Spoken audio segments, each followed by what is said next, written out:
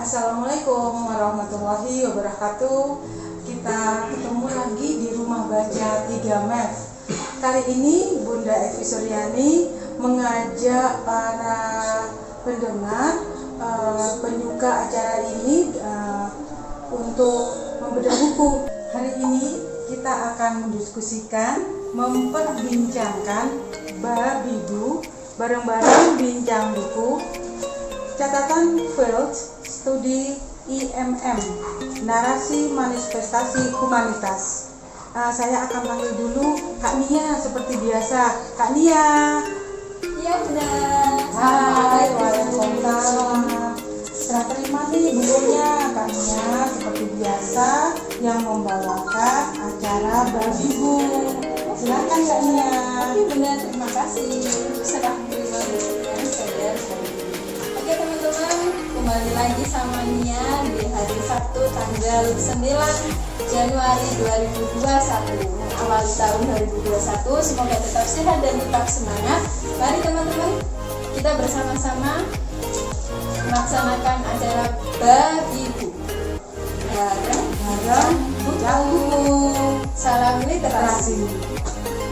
Hai teman-teman, ketemu lagi dengan Nia di acara babibu bareng bincang buku bersama Rumah Baca 3MEF. Hari ini kita akan membincangkan satu buku yang luar biasa menurutnya, yakni tentang pemberdayaan sosial, yang hari ini kita akan bincangkan dengan kakak-kakak kita, kakak-kakak keren dan luar biasa. Saya kenalkan dulu, di sini ada Mas Adrohal Hasan selaku penulis, kemudian ada Mas Lutfi Noah, dan ada Mas Dedi, dan saya sendiri Qur'anania. Oke teman-teman, sebelum acara bareng bincang buku ini kita mulai, Nia mau menyampaikan satu hal, bahwasanya buku yang kita bincangkan hari ini adalah buku yang dituliskan oleh teman-teman mahasiswa Ikatan Muhammadiyah, ya misalnya. Siang ini juga akan membincangkan buku tentang narasi manifestasi humanitasnya. Yuk kita mulai yuk. Oke. Assalamualaikum warahmatullahi wabarakatuh. Terima kasih untuk Mas Abdul Hasan, Mas Lutfi, dan Mas Dedi rekan saya di sini atas undangannya yang sudah menghadiri undangan kami dari Bunda Evi Suryani dan saya sendiri. Pada siang hari ini kita akan membincangkan ya Mas ya, membincangkan tentang satu catatan penting, bahwasanya ada catatan kritik atas persoalan sosial hari ini, yang saya tahu sendiri bahwasannya di Ikatan Mahasiswa Muhammadiyah sendiri sangat getol dan sangat pesat untuk melakukan pemberdayaan masyarakat di kota-kota besar yang notabene adalah kota yang masyarakatnya itu multikultur, sehingga bisa dikatakan masyarakat yang tidak mampu bertahan di tengah-tengah kondisi arus kota dan globalisasi, maka ia akan tersindir dengan sendirinya. Ikatan Mahasiswa Muhammadiyah sebagai organisasi otonom Muhammadiyah di naungan Bawah Muhammadiyah. Jadi dia bergerak ada tiga bidang bergerak, dakwah, kreativitas tentang keagamaan, dan humanitas tentang kemanusiaan. Jadi ada pergerakan di Ikatan Mahasiswa Muhammadiyah itu tidak hanya intelektual saja, tapi diterapkan dengan kreativitas tentang aplikasi-aplikasi humanitas itu sendiri banyak. Mungkin tadi udah dijelaskan ya apa sih Ikatan Mahasiswa Muhammadiyah itu, dan kita akan membincangkan buku yang menurut saya sangat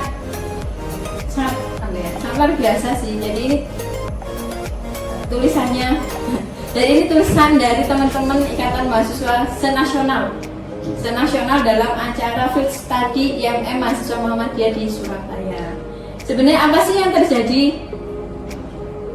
terjadi dalam masyarakat Surabaya itu sendiri, mari kita bincangkan dengan teman-teman pada siang hari ini. Hai, Mas. Kok kayak Sehat nih. Alhamdulillah. Alhamdulillah. Oke, tadi itu kan udah di ini ya, Mas Noah, terus dapat tambahan dari Mas Al sendiri terkait narasi manifestasi humanitas. Kenapa sih kok dipilih kotanya itu diadakannya di Surabaya itu sendiri? Apakah memang masyarakat kota itu mendapatkan apa ya? Masalahnya itu udah apa ya?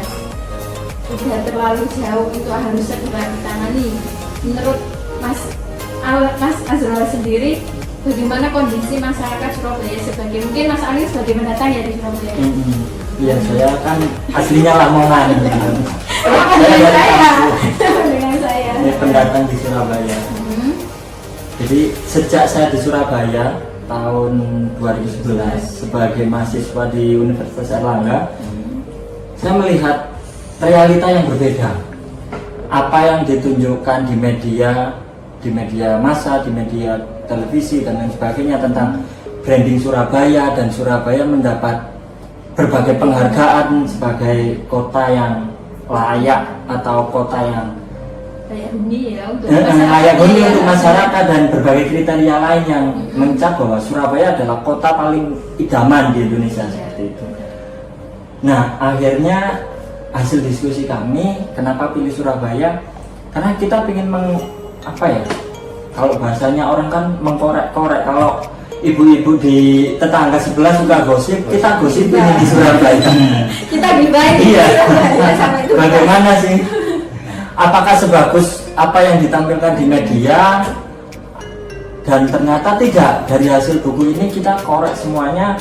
Ada beberapa kampung yang dideskripsikan oleh teman-teman dari hasil penelitian lapangan ini atau pelatihan lapangan ini, bahwa apa yang ditunjukkan, realita yang ditunjukkan, dan branding yang dibuat oleh kota Surabaya ternyata banyak persoalan yang masih harus diperbaiki di Surabaya. Pertama di kampung-kampung yang kita angkat di sini. Jadi di sini hanya ada sekitar 5 kampung yang kita angkat persoalannya dan kondisinya seperti apa. Tapi masih banyak kampung-kampung seperti ini yang ada di Surabaya. Jadi ini sebagian kecilnya saja. Di sini ada satu teman kita nih yang asli Surabaya. Coba dia mau tanya nih pendapatnya. Orang Surabaya asli dari lahir sampai sekarang berapa Mas Dani? 16 tahun ya? 20 tahun. Umur 20 tahun. Terkait kondisi Surabaya semakin hari mungkin masyarakat juga semakin multikultur karena merupakan tempat urbanisasi terbesar di daerah Jawa Timur. Jadi Mas Dedi ini apa sih pendapatnya Mas Dedi sendiri terkait orang Surabaya asli melihat fenomena-fenomena yang seperti itu, bahwasanya apa yang diangkat di media itu berbanding terbalik dengan kondisi Surabaya yang begitu wow. Jadi kalau berbicara Surabaya ya, kalau ini saya pernah diceritakan oleh mbah saya yang juga pendatang dari Gresik kan. Dia datang waktu masih zaman penjajahan dulu. Memang masyarakat Surabaya itu dulu terkenalnya ya sebagai tempat prostitusi dulu. Jadi memang nggak salah kalau dulu itu pernah dibicarakan bahwa Surabaya itu mendapat label tempat prostitusi terbesar di Indonesia ya. Di Asia Tenggara pun tidak termasuk ya. Kalau terbesar tetap di Texas kan gitu. Tahu ya Mas Dedi ya? Jadi mulai dari itu, mulai dari zaman penjajahan itu banyak masyarakat Surabaya yang tergantung dari pekerjaan itu. Jadi bahkan sampai terakhir periode wali kota Bu Risma ya terakhir ini kan, itu baru bisa dikontrol. Sebenarnya bukan ditutup, hanya dikontrol aja itu terkait prostitusi. Jadi mungkin masyarakat banyak yang berubah profesi dari kegiatan yang lama seperti itu menjadi kegiatan yang baru, menjadi rumah bagi para pendatang juga layak lah sekarang ini kan. artinya perkembangan itu jauh lebih baik apa memang masyarakat yang hari ini tidak menyesuaikan dengan perkembangan itu? Saya kira untuk perkembangan ya, kalau dilihat dari secara penduduknya mungkin sudah agak lebih baik ya, ada peningkatan secara kultur ya dari masyarakat yang lama. Mungkin yes, mulai pekerjaan yang aneh-aneh gitu kan, terus sekarang mulai banyak usaha-usaha hingga Surabaya sekarang beralih dicapnya sebagai kota bisnis bukan kota prostitusi lagi. Jadi ada satu apa ya yang dibangun oleh kota Surabaya sendiri bahwasanya sekarang adalah kota bisnis yang menjadi tumpuan satuan bisnis untuk masyarakat ya. Tapi di lain sisi juga masyarakat yang diceritakan sama Mas Adrian tadi adalah masyarakat yang bisa dibilang masyarakat yang terpinggirkan sih. Jadi dari segi pendidikan, dari segi kesehatan, dari segi taraf hidup, mereka juga harus lebih ngoyo daripada orang-orang yang mungkin secara taraf hidup, secara pendidikan, secara kesehatan itu lebih terjamin seperti itu. Nah, untuk Mas Lutfi sendiri nih sebagai aktivis, sebenarnya bagaimana sih untuk tabungan menat untuk mengajak masyarakat itu benar-benar bisa, ayo kita berdayakan bareng, seperti itu. Jadi ketika teman-teman berbagai daerah mengikuti kegiatan ini dengan menganalisis di beberapa kampung di Surabaya. Iya, jadi contoh misalkan di kemarin ada 4 kampung, 4. Jadi misalkan di kampung Kampung Sulung tuh, ya Kampung Sulung itu kan depan itu kan kantornya gubernur kan. Padahal itu kan sudah depan istilahnya kalau kita mungkin sudah kita melangkah itu nyebrang jalan, ya 5 langkah lah udah berjalan. Tapi ya sampai hari ini tidak diperhatikan gitu loh, apalagi yang berseberangan dengan jalur kereta api seperti itu. Bahkan kemarin saya sempat bertanya kepada peserta yang ada di sana, salah satunya dari Majene itu, gimana kesan kamu di sini? Iya mas, masyarakat di sini tuh apalagi masyarakat Surabaya kok masih ada gitu loh. Jadi padahal di depan itu kantor gubernur, sedangkan yang tidak terjamah. Terus saya kemarin muter ya, setelah dari Sulung, setelah itu ada dari Seteran Kali itu pinggir jalan, salah satunya kemarin peserta dari Palangkaraya coba. Palangkaraya, gimana mas? Mas Nedi, iya mas, di sini kok tradisinya sangat kuat sekali ya.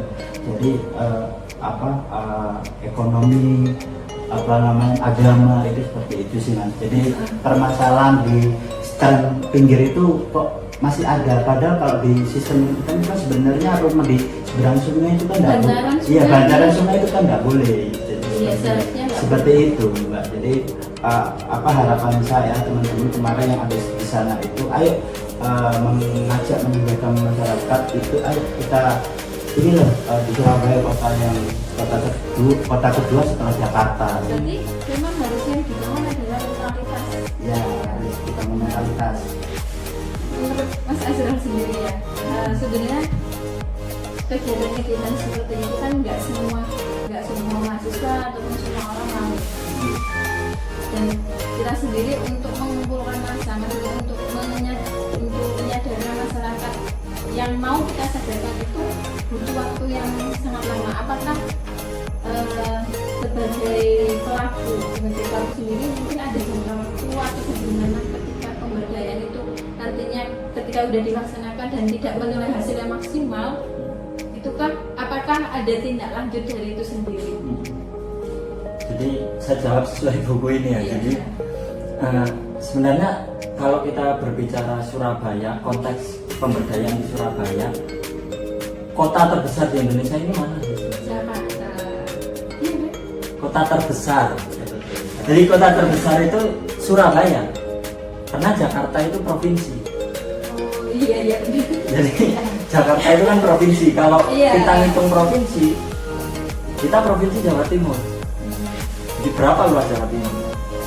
Nah, kalau Jakarta itu DKI, jadi daerah khusus ibu kota Jakarta sebagai sebuah provinsi.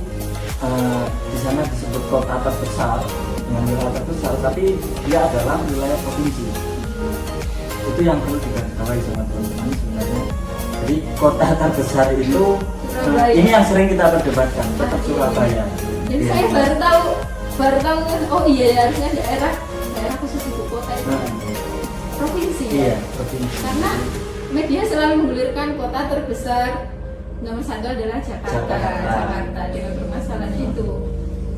Nah itulah jadi permainan narasi dan media yang sering kita lihat. Nah, bagaimana sih ketika proses pemberdayaan itu dan kiat-kiatnya? Ketika kita berbicara pemberdayaan, tidak ada sesuatu yang instan di sini. Proses ya. Nah, ini berbeda dengan kondisi mahasiswa dan masyarakat yang disebut milenial hari ini.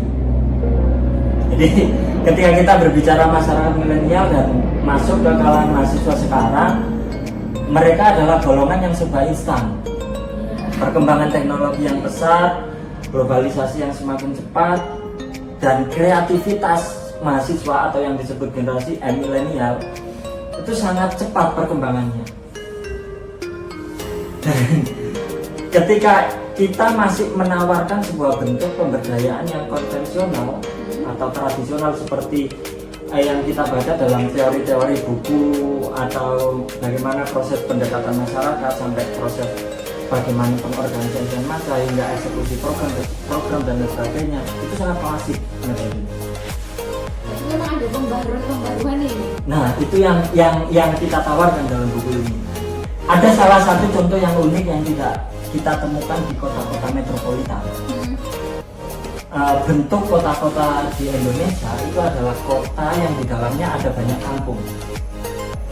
Berbeda dengan kota-kota metropolitan atau megapolitan dengan konsep-konsep kota modern di Barat atau di Amerika. Jadi kita punya konsep kota sendiri yang berbeda dengan yang biasanya bahkan pemerintah Indonesia pun selalu berkiblat bahwa kota modern itu seperti kota-kota di Barat dengan penataan seperti kota-kota di Barat atau kota modern di Jepang, Tokyo seperti itu. Padahal kehidupan kota, terutama di negara-negara timur atau Asia, banyak kehidupan kota yang bisa berjalan dengan kehidupan kampungnya. Berarti kampung di dalam kota. Nah, seperti itu. Tapi kehidupannya bisa dinamis gitu. Iya, bisa dinamis. Nah, yang salah kan bagaimana konsep-konsep Barat yang kemudian diterapkan. Akhirnya terjadi seperti perebutan ruang kota. Seperti di Singapura. Kampung di Singapura itu hanya tinggal satu. Begitu juga kampung di Kuala Lumpur. Di Kuala Lumpur itu di pusat kota tinggal ada kampung baru namanya. Nah, kalau di Surabaya kita masih kaya. Masih banyak kampung-kampung yang bisa tumbuh di Surabaya. Kampung Kenjeran. Nah, cuman ada satu persoalan Mbaknya. Jadi hasil penelitian saya hampir 80% di semua kampung kota di Surabaya itu sertifikat tanahnya masih hijau atau hijau. Maksudnya hijau ini bagaimana Mas Arif? Jadi hanya punya hak pakai masyarakat. Bukan hak milik ya? Bukan SHM. Sertifikat hak milik bukan. Itu salah satu kasusnya juga ada yang di Keputi Timur Pompa itu kan? Nah, benar ya? benar. Salah satunya di Keputi Timur Pompa itu, dan juga banyak kampung-kampung atau masyarakat yang membeli tanah itu dari kaplingan preman-preman waktu zaman dulu, sehingga mereka dapat harga yang murah meskipun tidak ada suratnya. Seperti yang tadi dikatakan Mas Noah, di pinggiran sungai itu undang-undang sungainya kan 10-15 meter dari bibir sungai, tidak perlu ada bangunan. Tapi realitanya ada. Lantaran sungai itu akhirnya menjadi kampung. Nah, yang jadi solusi kan kebanyakan ini mengotori kota seperti itu, membuat menjadi kota semakin kumuh. Nah, kota terlihat jelek karena di pinggiran sungainya ada pemukiman seperti itu. Akhirnya harus apa? Dibersihkan, digusur. Nah, termasuk yang Kampung Sulung itu di pinggiran rel. Itu tanah PT KAI semuanya. yang ditempati oleh Jadi masyarakat. tadi nggak bisa masuk di sini. Iya. Nah, jadi kasus-kasus pendekatan yang dilakukan oleh pemerintah kota itu yang salah. Kalau dalam bahasa filsafatnya itu pendekatan positivistik seperti ini. Jadi pendekatan dengan metode filsafat kebenaran. Jadi menurut pemerintah benar ya, kota itu harus sesuai undang-undang sungai seperti itu tadi tentu. Jadi harus bersih nih, di pinggir sungai nggak ada bangunan seperti itu. Tapi apakah itu bisa menyelesaikan persoalan? Nah itu yang jadi. Makin merumitkan. Nah, salah satunya yang unik yang tadi ditanyakan Mbak Nia, ada kebudayaan larung sungai. Jadi di pemukiman pinggir-pinggir sungai ini, dia setiap tahun melarung sesajen berupa tumpeng di Sungai Jagir. Itu ada paguyuban mulai dari Kebraon sampai Semampe. Paguyuban masyarakat pinggir sungai yang melakukan larung bergantian dari kampung A ke kampung B setiap tahun. Maka itu maksudnya untuk mempertahankan budaya lokal. Nah, atau- itu kan sebenarnya potensi wisata yang belum dilihat, belum dilirik. Iya. Jadi sentuhan-sentuhan yang sederhana harus banyak. Nah, kalau itu dibaca oleh pebisnis atau investor, mungkin dia akan melihat bahwa Surabaya ini bisa dijadikan seperti kota sungai di Venice, Italia. Dengan sejarah transportasi sungai Surabaya yang begitu, Dari Sungai Kalimas ya. nah, begitu luar biasa kan, bagaimana kolonial Hindia Belanda membuat transportasi sungai yang dulunya Gerahadi itu menghadap ke sungai, pintu depan Gerahadi itu menghadap ke sungai. Sekarang yang kita lihat, kita saksikan itu Gerahadi menghadap ke belakang. Oh iya benar kan jalan. Jadi itu belakangnya Gerahadi yang sekarang dijadikan depan. Nah, ini yang perlu kita, memori-memori ini yang perlu kita angkat dan kita jadikan ekoturism itu tadi. Dari Nah, perkataan Mas Dedi tadi kan iya. Surabaya sebagai kota bisnis, bukan sebagai kota prostitusi lagi. Kan? Nah, benar. Jadi Bisa diterima. ekoturism ini siapa yang bisa memasarkan? Salah satunya mahasiswa atau generasi milenial tadi.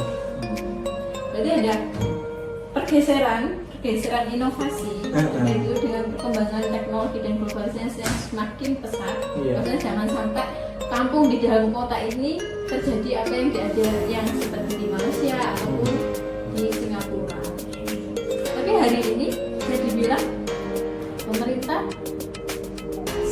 ketika membuat undang-undang tidak merangkul, tidak merangkul masyarakat yang hari ini memang membutuhkan bahwasanya mereka harus dilindungi, tapi secara tidak pasti mereka harus disingkirkan karena itu ibaratnya mengganggu seperti karma gitu kan. Jadi asik sekali loh diskusi terkait pemberdayaan ini sendiri, dan mungkin pesan-pesannya ya dari Mas sendiri, pesan-pesan dari teman-teman yang di luar. Ini kan sifatnya nasional, ketika buku ini disusun, pesan-pesannya sendiri itu kan mereka merasa tercengang, mereka merasa terkaget-kaget. Di Surabaya masih ada yang kayak gitu. Saya sendiri pun dulu waktu ke Surabaya itu juga tak kira ya Surabaya itu kota yang benar-benar megah, bangunan tinggi, pencakar langit, mall besar, dengan keadaan ekonomi yang sangat besar. Ternyata di belakang gedung-gedung itu terdapat perkampungan yang mungkin kurang tersentuh. Nah, mungkin dari teman-teman yang dari luar ataupun dari luar Surabaya itu merasa, oh harus punya gerakan nih kayak gitu. Mungkin bisa Jadi apa? Kenapa kok kemarin ketika tempat ini di Surabaya banyak? Karena kan kenapa Jawa Timur itu kan luas banget, di Surabaya saja gitu. Karena ketika acara ini pulang dari Jakarta kemarin, kenapa tempat di Surabaya? Karena teman-teman Ikatan Mahasiswa Muhammadiyah di Surabaya melalui gerakan sosial itu sangat kompleks sekali gitu. Jadi harapan mungkin dari teman-teman di pusat bisa mencontoh gerakan yang ada di Surabaya. Salah satu kemarin ada mbak peserta dari Jogja itu, dia kan kuliah di Jogja mbak, aslinya Cirebon. Ketika dia pulang ke rumah Cirebon, dia membuat komunitas baru. Jadi saya tanya, namanya Mas Adam, mbak Dan kamu gimana hasil ketika hasil kegiatan ini? Ya sangat itu Mas, saya belajar menginspirasi, apalagi saya ditempatkan di Ganjeran, kampung Berarti ada kesadaran sosial, juga ya? iya. Jadi Christmas nanti target saya ketika saya pulang ke Cirebon, saya membuka komunitas baru. Akhirnya kemarin beberapa bulan, 3 bulan lalu mereka si Adam ini sudah malah membuat komunitas baru Mbak. Jadi seperti itu. Jadi saya kemarin tanya dari teman-teman, nggak hanya dari misalkan dari Jawa Barat, Mbak, ada dari Jawa Barat akan melakukan kegiatan yang sama. Tergantung modelnya, kembalikan ke daerah masing-masing. Tapi di Surabaya, kalau kita ngomong Surabaya sendiri ya Mas Arya, pendekatan yang paling bisa kita sentuh pertama itu apa sih? Apakah dari pendidikannya? Jadi gimana apa ya? Kalau Surabaya ini kan masyarakatnya egaliter, nggak ada kelas-kelas sosial seperti kita di Jawa Tengah, terutama di Jogja seperti itu.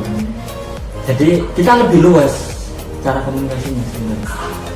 Kita bisa ngomong jancuk gitu dengan orang tua, ibu-ibu, bahkan ke anak-anak gitu. Tapi menurut saya kok aduh kurang seru ya. itu ciri khas Surabaya. Bedanya bagaimana cara pendekatan, kan kita berbicara pendekatan. Nah, pendekatan ketika kita ngomong kondisi budaya Surabaya, kita lebih enak. Jadi kita lebih sangat kultural, bahasa cangkruan atau nongkrong bareng.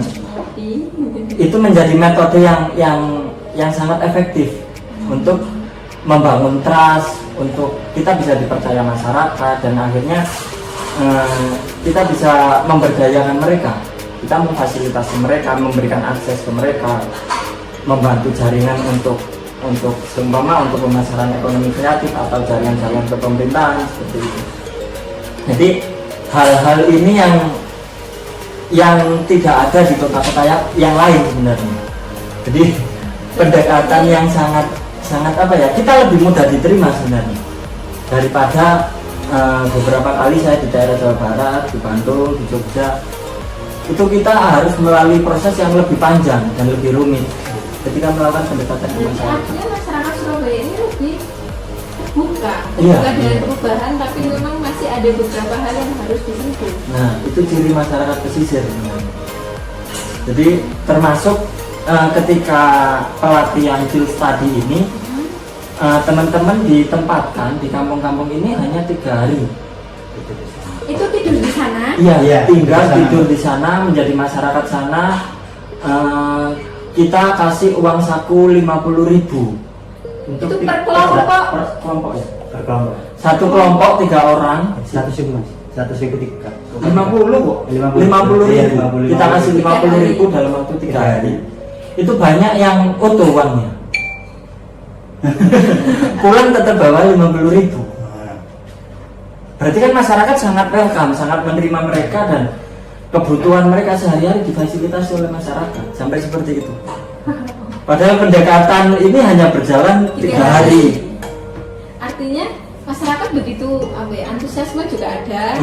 Terus penerimaan orang baru, mungkin mereka berpikirnya juga kita harus menerima itu, mungkin ada sesuatu hal yang membuat kita bisa berubah, entah itu dari anak-anak kita dari segi pendidikan atau pengetahuan kayak gitu. Jadi masyarakat itu tahu bahwa kalau ada mahasiswa datang, jadi itu akan membawa perubahan seperti itu, akan membawa makna yang banyak atau membawa manfaat banyak buat kampungnya seperti itu. Jadi itulah perbedaan masyarakat di Surabaya. Jadi lebih Ada istimewa, spesial. masyarakatnya spesial. Oke, balik lagi ke Mas Dedi ya, sebagai Nah, masyarakat. orang Surabaya. Iya, orang Surabaya sendiri kan. Saya kira orang Surabaya itu welcome banget sih sama orang luar ya. Terlebih kepada teman-teman yang membawa perubahan, artinya apa, mahasiswa. Jadi mungkin kalau mungkin secara penerimaan mereka akan lebih terbuka terhadap orang-orang baru. Mungkin dari sejarah yang dahulu, kan ini masyarakat pesisir ya Surabaya ini termasuk.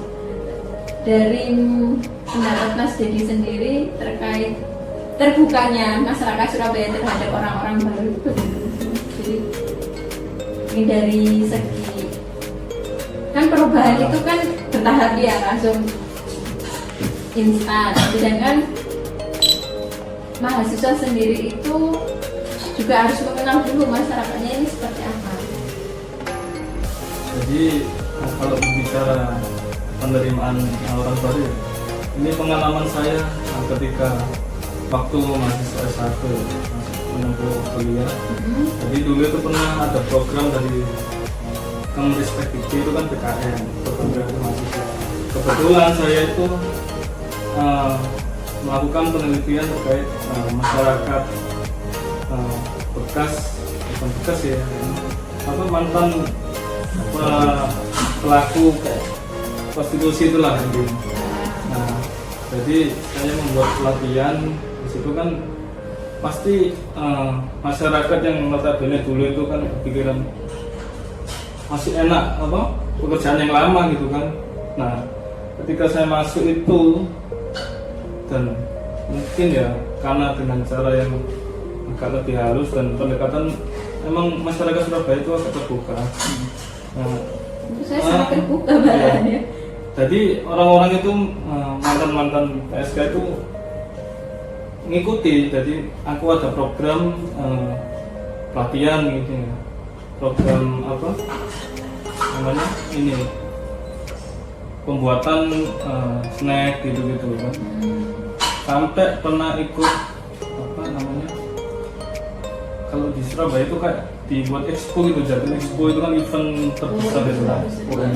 Ya UMKM kecil, jadi mulai bermunculan.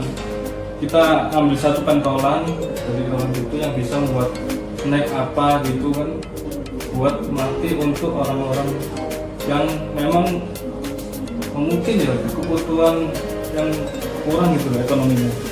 Jadi bisa merubah nasib dari keluarga itu sendiri. Dan alhamdulillahnya masih bisa berjalan hingga sampai sekarang. Jadi masyarakat sudah bisa mandiri dan bisa, dan setiap event pun mereka tetap ada di UMKM